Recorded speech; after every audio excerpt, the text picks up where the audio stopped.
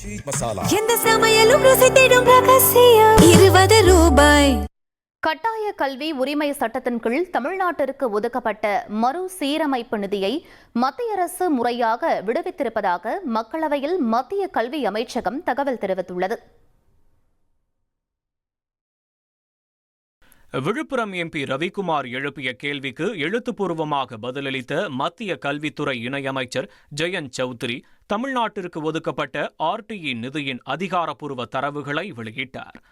சமக்ர சிக்ஷா திட்டத்தின் கீழ் தமிழ்நாட்டிற்கு 2023-24 210.91 கோடி ரூபாயும் 2024-25 256.17 கோடி ரூபாயும் 2025-26 314.98 கோடி ரூபாயும் மறுசீரமைப்பு நிதியாக ஒதுக்கப்பட்டு முறையாக விடுவிக்கப்பட்டுள்ளதாக மத்திய அரசு தெரிவித்துள்ளது.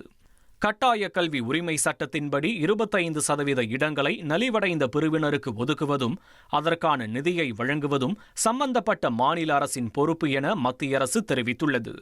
பொருளாதாரத்தில் பின்தங்கிய மாணவர்களின் கல்வி பாதிக்கப்படாமல் இருக்க மத்திய அரசு ஆண்டுதோறும் RTE நிதியை உயர்த்தி வழங்கி வருவதாக குறிப்பிடப்பட்டுள்ளது.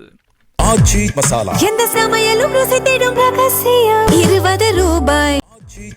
எந்த சமையல்